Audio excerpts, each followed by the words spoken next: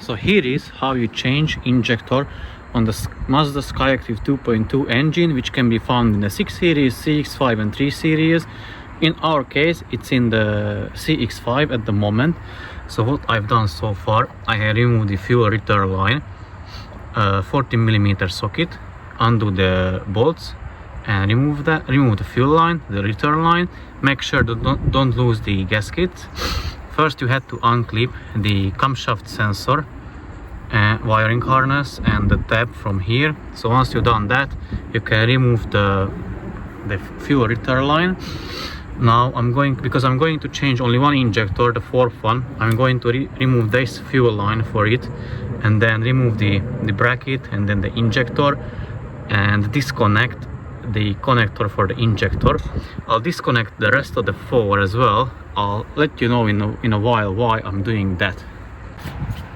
Injectors disconnected, but I'm interested only in this one. So the nut, as you can see, that nut is removed, the washer from underneath removed.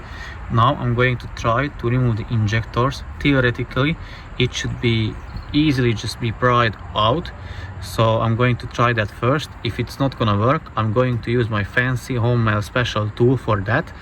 So yeah, let me try.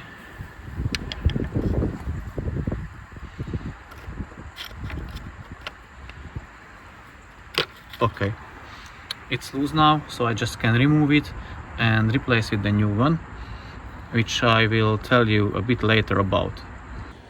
So here are the two injectors, the one I removed from the car and the new, it's remanufactured, it doesn't matter, it should be good. What you can see is they put the copper washer on it, and I contacted the owner, what he would like me to do, and he said leave the copper washer on it.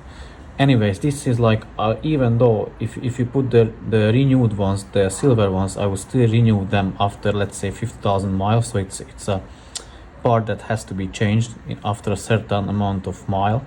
Whatever, doesn't matter, different things here now. So the new injectors, both the injectors have like a flow rate or a factor, correction factor, which I wrote down here.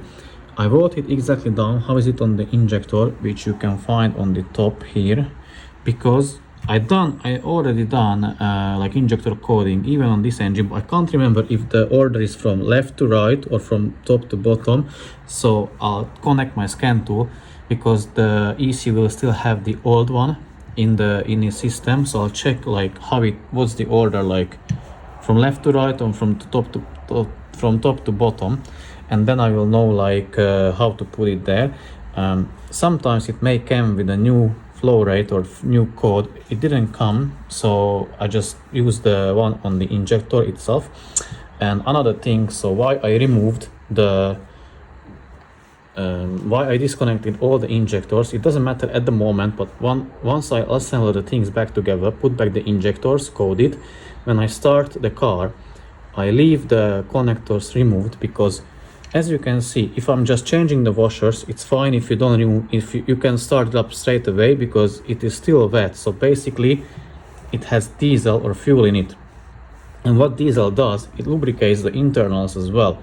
So if you do it with the new one, I don't know if it's empty or not, it doesn't matter. So just to be on the safe side, I will remove the connectors or leave them removed, and then crank the car 2-3 times maybe, so that through this fuel line here, the injector gets the diesel or the fuel inside it, and with a disconnected connector it won't fire, it won't get the pulse or the electricity, so it won't open the solenoid, it won't move, so it won't go dry or won't work dry. That way you can prevent it from seizing or locking up or anything else. So yeah, I cleaned the injector hole. Now I'm going to put back the injector, tighten it down to the torque specs and the specific procedure. I have separate video on my channel on that, so feel free to watch it if you want to know how to do it. And then basically that's it. There is the torque spec for these bolts, which I'm not using. What I do, because I used the torque specs once, I can't recall, but I think that was 45 Newton meters, and what I was doing when I was tightening down the bolts, I was already twisting a tiny bit of this line. So I said, okay, stop. Then always I tighten it to feel, so it has to be snug. Fire the car up and check on, clean the injectors, like on the top of the injector, so that they are dry, and then monitor and check or see if there is any fuel dripping on them from the lines or from any lines, even these ones. I don't tighten them to the specific torque, I just make them snug, and if needs more tightening, then I tighten if they are leaking a bit of fuel. So that's how I do it. So let me put back the injector and then show you how to code it back to the car. Okay, I'm sitting in the car now, ignition on, and I'm in the menu where I can read the injector correction data values or the flow rate values. I had to use my Autel machine or Autel scan tool because the X tool couldn't write it or read them. So yeah, I'm going to write or rewrite the correction values for the injector number 4, and as you can see, here is my paper.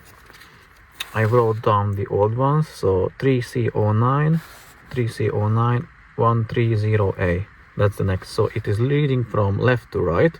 So basically that's what I'm going to do. I'm going to input the numbers from left to right and then write it to the ECU and start the car up. I mean, first I leave the injector connectors disconnected and start the car up, crank the car, I don't know, maybe 2-3 times, and then fire it up. Okay, I already wrote them, wrote the injector correction factors or values. It took me less than a minute and just came back to the same menu point just to double check. And as you can see, 3C03, look at the bottom one, 3C03, 0801, yeah, that's the one, it's good. I'm going to crank the car now 2-3 times and then connect back the injector connectors and assume that is done, and hopefully it will be good, obviously. And also then I'm going to I'm going to clean the DPF. Now we are running. If you're doing the same thing, don't forget to tighten the fuel line to the injector and to the fuel rail, to the common rail, because the car won't fire up as it happened to me. Well, anyways, let's check the correction factors. So this is the injector which was changed, and it is in very good range.